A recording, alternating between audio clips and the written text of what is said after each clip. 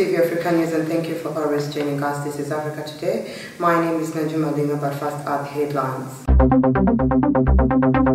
Museveni awarded in United Kingdom for role in managing COVID pandemic. Preparations in high gear to commemorate World Press Freedom Day.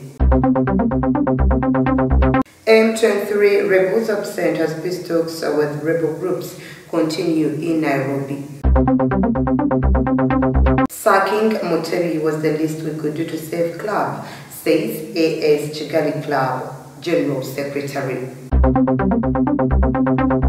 I will welcome once again the news in detail. President Yoweri Kaguta Museveni has been awarded in the United Kingdom for the role he has played in managing the coronavirus pandemic in the country. Well, as many castigated him during the lockdown, President Museveni always insisted that all other things could wait but not life. We have more.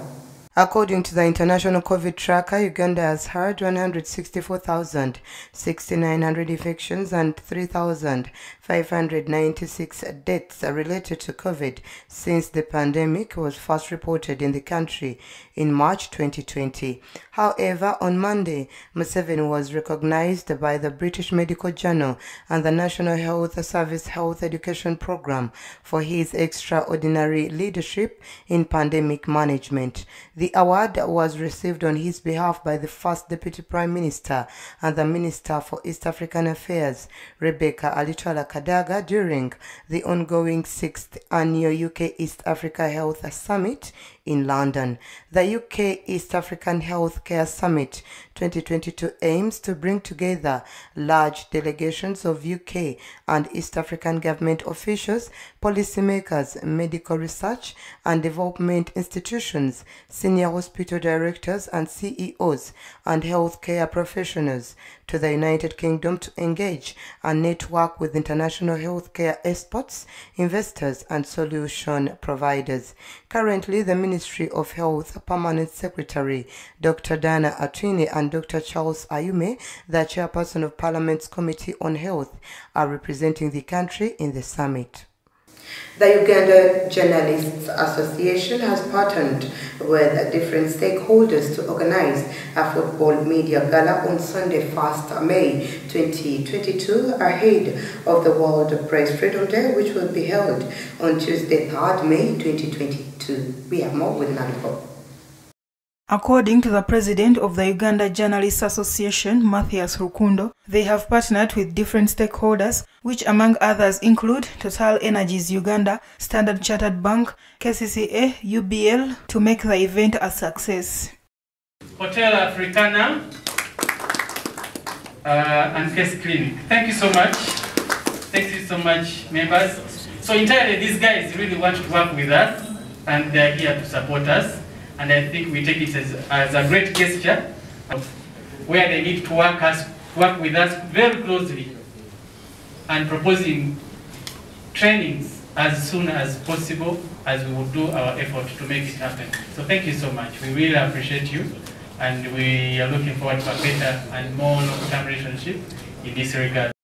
Anita Kayongo, the communications manager at Total Uganda, said they decided to support this cause in order to recognize the role played by the media to the society, but however called upon journalists to be objective while performing their duties. And of course, in this partnership, we do not look to undermine to compromise what you do as a society watchdog. That role has to stay. But all we ask for as Total Energies is objectivity. If you come to me and you say I stole from my neighbor something, give me a chance to explain myself. That is all we ever ask. We never look at trying to kill a story, trying to bring down any journalist. We look for partnership. We look for fair involvement in the reporting of news. But most importantly, we look for a partnership where we can all prosper in our endeavors. Participants include Kampala Journalists Association Football Team, Parliament of Uganda Media Group, Judicial Officers Association, Uganda Broadcasting Corporation UBC, among others. First runners-up will win 1 million shillings, second runners-up 750,000 shillings, Third runners-up 500,000 shillings, and the most disciplined team shall win 500,000 shillings. The Directorate of Citizenship and Immigration Control has warned Ugandans who are trying to acquire passports to desist from using third parties. Immigration spokesperson Simon Peter Monday said that the process of applying for the Ugandan new e-passport should be completed directly by the applicant. Immigration spokesperson Simon Peter Monday said that immigration is in the final stages of setting up call centers at its offices to make the process even easier, and that there is no reason why one should use a third party. He stressed that they are opening a call center at the Ministry of Internal Affairs for anyone who would like to find out about their services. Recently, Ugandans have decried the long lines at the immigration, saying that the authority should solve that problem.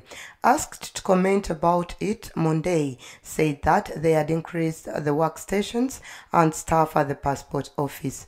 On April 4th, 2022, Uganda outlawed the old black passports, but the immigration spokesperson said that several Ugandans still appear at the airport with them. He encouraged everyone who has travel plans to apply for the new East African passports to avoid inconvenience because they will not be allowed to travel with them. Monday said that they have over 10,000 passports at the passport office ready for collection. Let's take a quick break. We will be right back.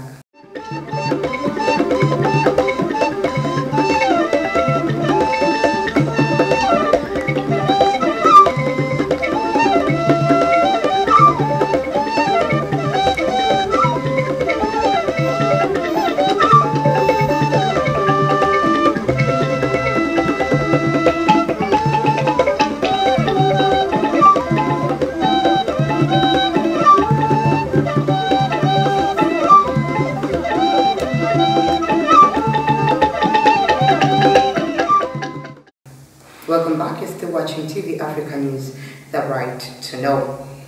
Peace talks with local militias operating in the east of the Democratic Republic of Congo continued on Monday in Nairobi, but without representatives of the M23 rebels. The rebel group had been present on the first day of talks on Saturday, but the Congolese delegation demanded and obtained their expulsion after news of renewed fighting in the Rushuru territory, Eastern DRC.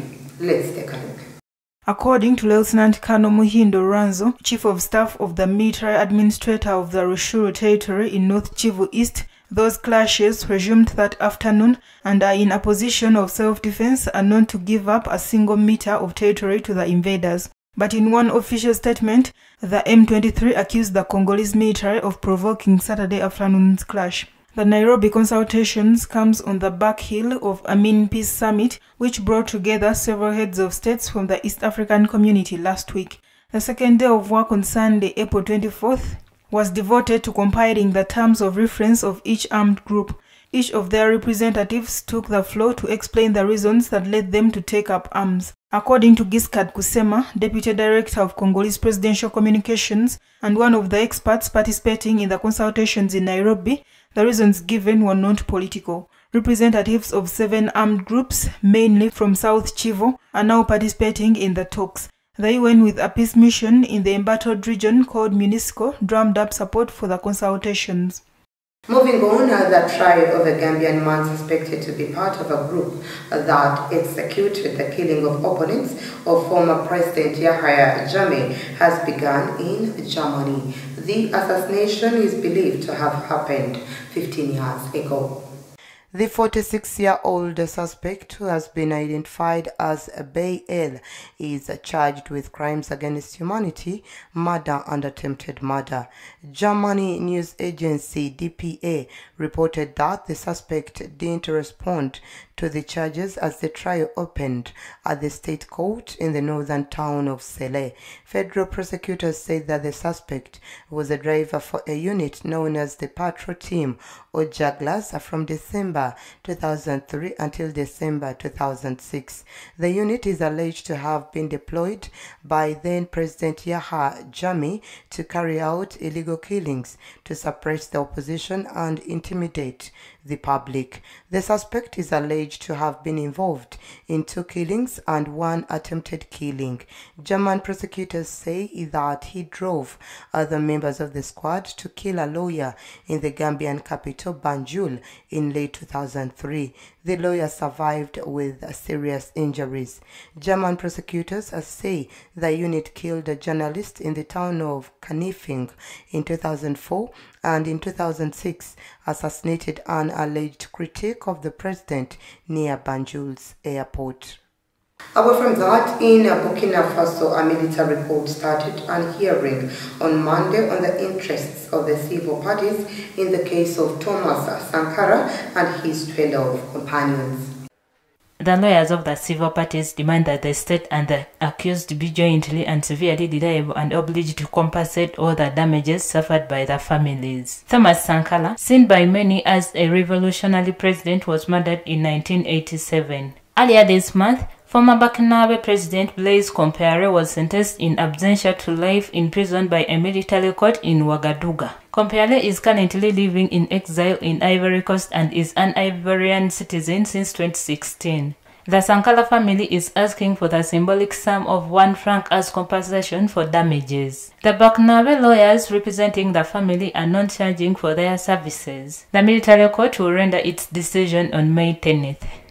As Kenyans and the rest of the world continue to pay tribute to the late former president of Kenya, Mwai Kibaki, his remains were taken from Lee Funeral Home by a military motorcade to the Parliament building on Monday. Let's take a look. Kibaki's body was received by President Uhuru Kenyatta and the First Lady Margaret Kenyatta, who are leading the nation in mourning the late president.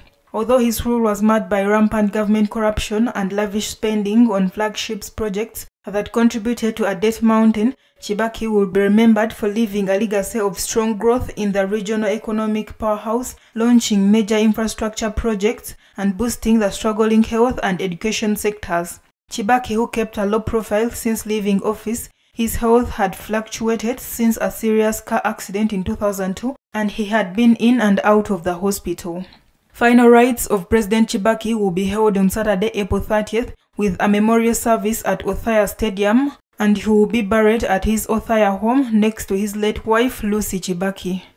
Let's once again take a quick break. We will be right back.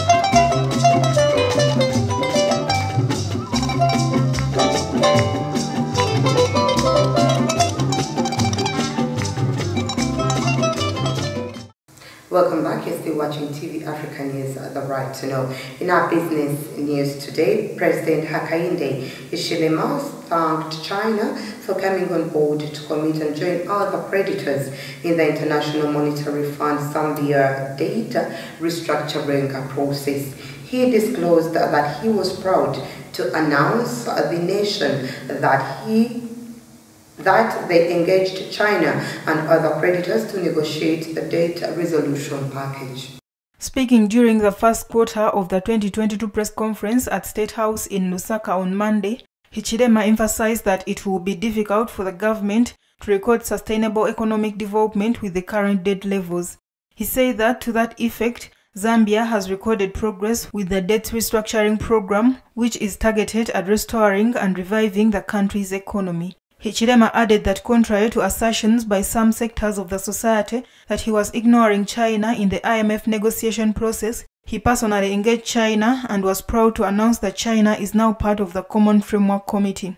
The head of state explained that within the 8 months that the United Party for National Development has been in office, Zambia is on course with the debt restructuring, adding that all the required components have already been put in place. Hichilema further stated that it's not a coincidence that the country has continued to record a reduced inflation rate and stable exchange rate, but that it is because of the measures that the government has continued to implement to bring stability to the country's economy. The UNDP government has been on record blaming its predecessor Patriotic Front under Edgar Lungu for plunging the country into economic hardships and incurring colossal debts.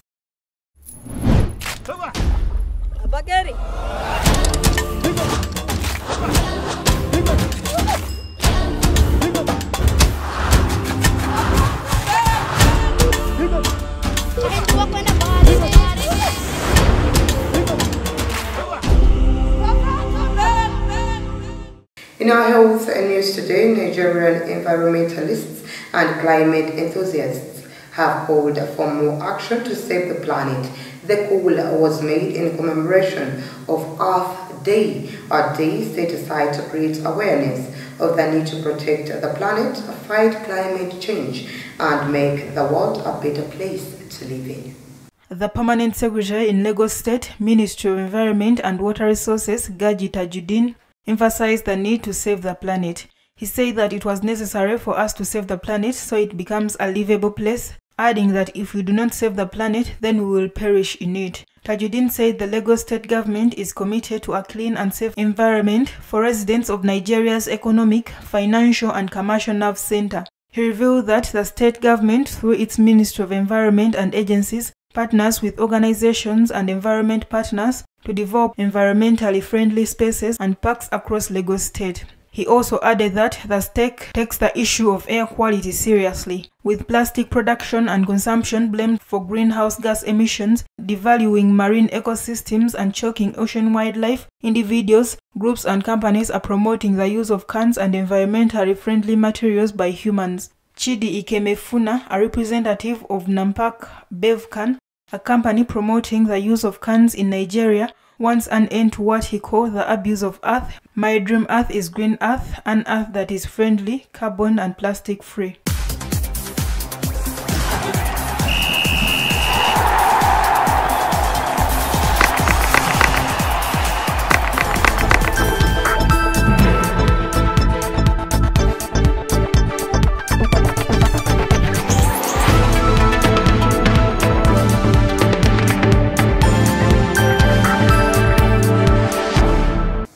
And in sports, AS Kigali Club General Secretary Francis Gasana has defended the club's decision to ask Mike Mutebi and Jackson Mayanja, insisting they had to go. Mutebi was relieved of duties just 85 days in charge, and he managed just 13 games during that time, positing 7 draws, 3 wins and many losses. We have more.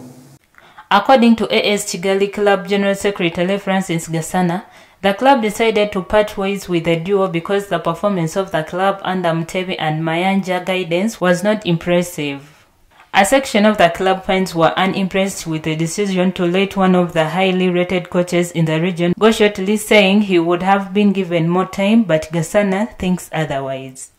While football fans say the club was too quick to sack Mutebi, Gasana revealed that the club was patient with the performances from the opening 7 games since the appointment of the Ugandan coach for him to settle in the league.